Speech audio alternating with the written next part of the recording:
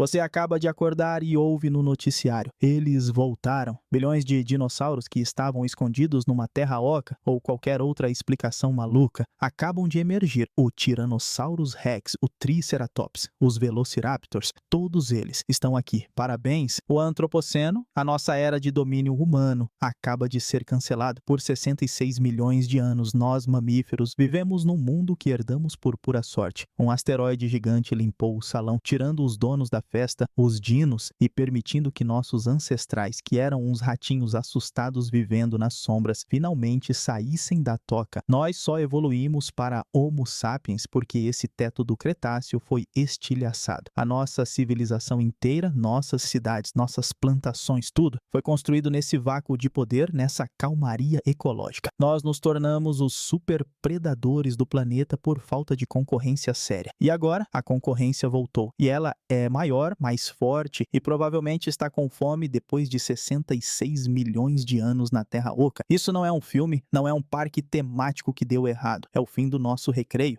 Os donos da bola voltaram e eles não parecem felizes. E o que acontece quando os donos originais voltam? Nossa primeira e mais fatal arrogância seria achar que isso é uma guerra que podemos vencer com tanques. Que piada! A luta real não é humanos versus dinos, é civilização complexa versus caos. E o caos sempre vence, como o Dr. Ian Malcolm avisou em Jurassic Park. Sistemas complexos são inerentemente imprevisíveis e a nossa civilização global é o sistema mais complexo já criado. Ela funciona com base numa premissa fundamental: previsibilidade, a certeza de que a estrada está livre, que a energia vai fluir, que a água vai sair da torneira. Os dinossauros não são uma nova variável, são o fim da previsibilidade. Eles são o efeito borboleta com 15 toneladas e dentes. Nosso sistema não foi feito para isso. Como no modelo The Walking Dead, o mundo não acaba porque somos derrotados em batalha, ele acaba porque a infraestrutura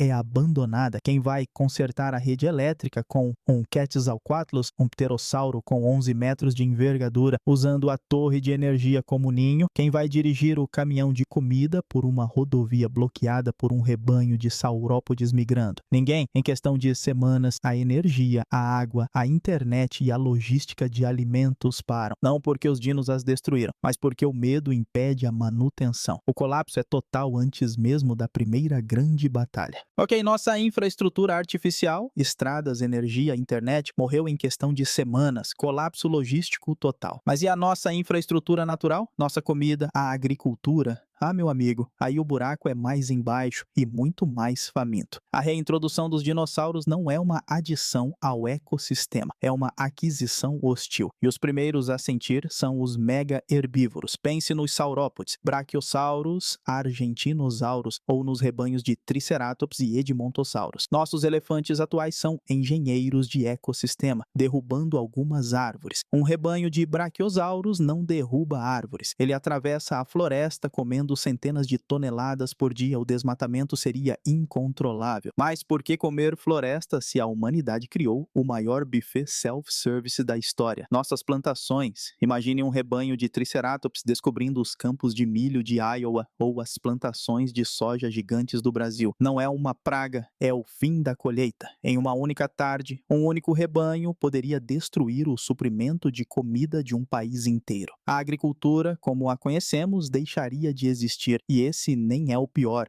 E o colapso da agricultura seria apenas metade da crise alimentar. Enquanto os herbívoros gigantes comem suas plantações, os carnívoros descobririam o verdadeiro paraíso. Nossa pecuária. Pense, nos últimos 10 mil anos, nós fizemos o favor de criar a presa perfeita. Animais dóceis, indefesos, com pouca inteligência. E o melhor de tudo, presos em cercas para um predador do Cretáceo, como um Dacotaraptor ou um Deinonychus que evoluiu para caçar presas ágeis. Um curral cheio de vacas ou um galpão com 40 mil frangos não é uma caçada, é uma colheita, é um buffet livre. E qual a consequência disso? A população de qualquer predador é limitada pela comida disponível. No mundo deles, a caça era difícil. No nosso mundo, a comida é infinita e burra. O resultado? Uma explosão populacional de predadores. Nossas fazendas não seriam apenas alvos, elas virariam incubadoras de raptores. predadores. Nós estaríamos, sem querer, engordando e financiando o exército que eventualmente viria nos caçar. E se a fome não te pegasse, o que viria junto com os dinos? A ameaça invisível, os paleopatógenos. Cientistas já reviveram vírus zumbis de 50 mil anos do gelo. Imagine o que estaria vindo grudado nesses bichos de 66 milhões de anos. Vírus, bactérias, fungos do Cretáceo. Nosso sistema imunológico não teria a menor defesa. O T-Rex talvez nem precisasse te morder. Ele só precisaria respirar perto de você para começar a nova pandemia e acabar com a humanidade. Ok? Infraestrutura morta. Cadeia alimentar acabou. Planeta infectado, mas e a sua mente? O que acontece com a psicologia de 8 bilhões de predadores de topo quando da noite para o dia eles viram presa? A história da evolução humana é a história de como deixamos de ser o lanchinho assustado dos grandes felinos para virar o superpredador que manda no planeta. Toda a nossa psicologia, nossa sociedade, nossa confiança é construída sobre a ideia de que nós estamos no topo da cadeia. Nós não temos mais predadores naturais, a não ser outros humanos. O retorno dos dinossauros não é só uma ameaça física, é um rebaixamento psicológico. É como se o software da nossa cabeça, atualizado por 2 milhões de anos para dominador, fosse forçado a rodar o programa antigo de presa. O medo constante de ser caçado moldou nossos ancestrais. O jeito que dormimos pouco e leve, nossa necessidade de andar em grupo, nosso pavor do escuro, tudo isso voltaria, mas voltaria para uma espécie que se acostumou a ser o chefão. O choque seria brutal e esse rebaixamento psicológico seria paralisante. O verdadeiro terror no seu novo mundo não seria o T-Rex. Ele é grande, barulhento, você ouve ele chegando. O terror seria o Dacotaraptor, o Deinonychus, predadores rápidos e inteligentes do tamanho de um humano ou maiores que te caçariam ativamente. Sua vida viraria o filme Um Lugar Silencioso, não por causa do som, mas pela psicologia da evasão. Toda a sociedade não seria mais sobre produzir ou progredir, seria sobre não ser visto. Aquele espaço aberto entre sua casa e o mercado agora é um campo de extermínio. Você sairia de casa? Não, ninguém sairia. A civilização morreria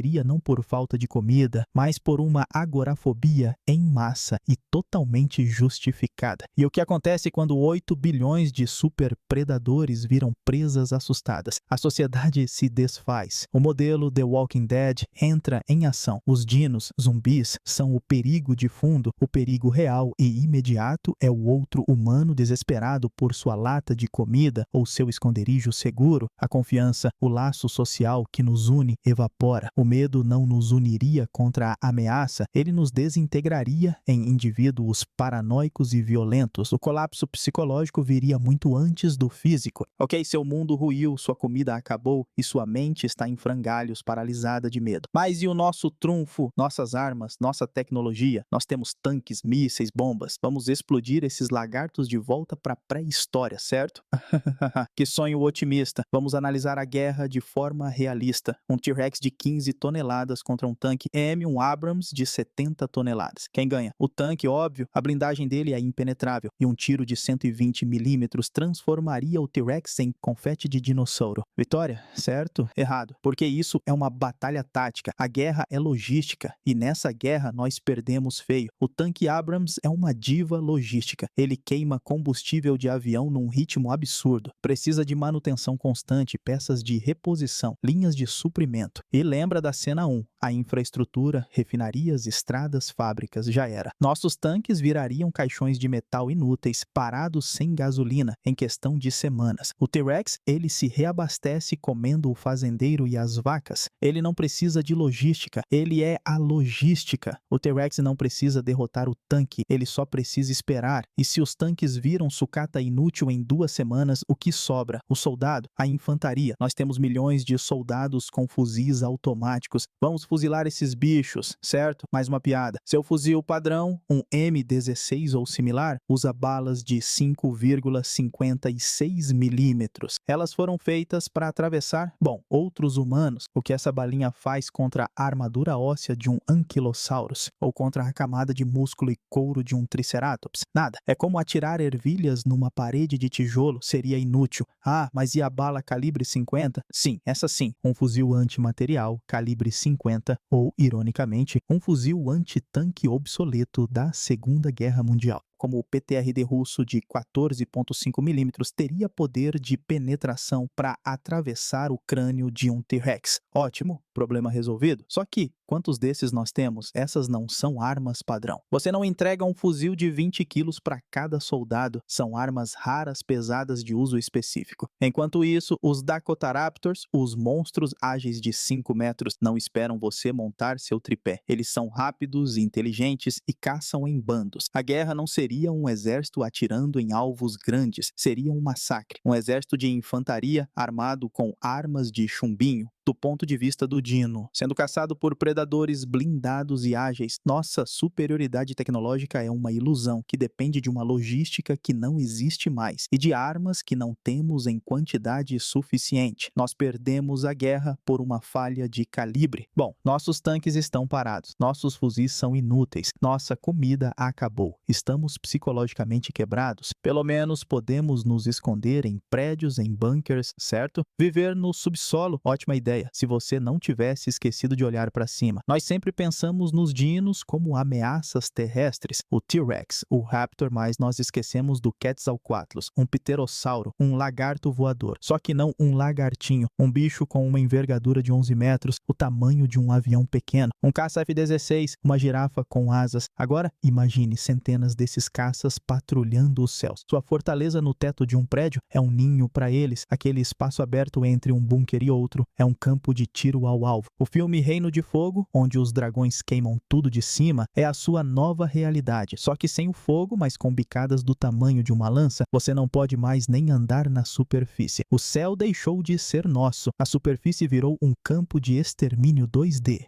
Qual a única solução? A única solução, fugir da superfície para sempre. A sobrevivência humana, se é que ela existiria, não seria na superfície, lutando bravamente como em Mad Max. Seria no subsolo, como ratos assustados. Isso não é ficção científica barata, é uma tática de sobrevivência que a humanidade já usou. Pense nas cidades subterrâneas da Capadócia, na Turquia, labirintos gigantes capazes de abrigar milhares de pessoas e até gado meses a fio para escapar de exércitos invasores, ou a cidade subterrânea de Montreal, no Canadá, construída para fugir do inverno rigoroso. Nós já sabemos como fazer. Este seria o seu novo mundo. Não cidades, mas arcas subterrâneas seladas. A civilização, a tecnologia, a agricultura, agora a hidropônica, sob luzes artificiais. Tudo se mudaria para baixo da terra. Isso criaria um cisma humano, uma divisão na espécie. Alguns, os sortudos, viveriam nessas arcas como engenheiros e técnicos, mantendo a luz acesa. O resto, os que ficassem na superfície, regrediriam, virariam presas, viveriam escondidos, em silêncio, num pânico constante. O modelo A Quiet Place, rezando para o Dakotaraptor não achar seu esconderijo. O horrível aqui não é a extinção, é essa sobrevivência patética. A espécie que evoluiu para ficar de pé e olhar para as estrelas seria forçada a viver debaixo da terra, como vermes ou os Morlocks de H.G. Wells, escondidos para sempre dos gigantes que agora, e com razão, governam o jardim. Até agora vimos o cenário A, o apocalipse imediato. Nós, humanos modernos, sendo jogados de volta para o fim da cadeia alimentar. Um colapso total, mas e se nunca tivesse sido diferente? E se os dinossauros não tivessem sido extintos por aquele asteroide? E se nossos ancestrais, aqueles pequenos mamíferos parecidos com musaranhos, tivessem que continuar evoluindo à sombra dos gigantes? Bom, a resposta é simples e brutal. Nós, Homo sapiens, nunca teríamos existido. Ponto. A humanidade é um produto direto desse vácuo de poder que o asteroide deixou. Pense nas nossas características humanas. Um cérebro gigante, que gasta 25% da nossa energia. Uma infância super longa e inútil. Precisamos de anos para aprender. Uma postura bípede, ótima para ver por cima do capim, péssima para correr rápido. Visão de cores diurna, ótima para achar fruta. Tudo isso só pôde evoluir porque os dinossauros não estavam mais lá. Tentar evoluir um cérebro caro e uma infância lenta num mundo cheio de Dakotaraptors é suicídio evolutivo. Pense bem, a pressão de seleção em um mundo jurássico não favorece a inteligência, favorece a invisibilidade. Aquele nosso ancestral parecido com um musaranho que vivia no Cretáceo, ele sobreviveu não por ser esperto, mas por ser pequeno, noturno e viver em tocas comendo insetos. Ele vivia à sombra dos dinossauros. dinossauros, literalmente. Se os dinossauros nunca tivessem partido, essa seria a nossa única estratégia de vida para sempre. Não haveria vácuo de poder para preencher. Não haveria nicho vago para um macaco pelado e desajeitado que anda em duas pernas. Por que evoluir um cérebro gigante e caro se a melhor estratégia é ficar quieto e comer formiga? Por que evoluir uma infância longa e dependente se isso só te transforma num lanchinho fácil para um raptor juvenil? A pressão evolutiva teria nos mantido exatamente onde estávamos, pequenos, noturnos, assustados e comendo insetos. A inteligência humana, a arte, a linguagem, a civilização. Tudo isso só nasceu porque o asteroide nos deu a maior sorte do universo. Ele eliminou a concorrência que era infinitamente superior a nós. O horror desse cenário não é que nós perderíamos para os dinossauros, é que nós nunca nem teríamos tido a chance de existir. Bom, o mundo que você conhecia acabou, mas você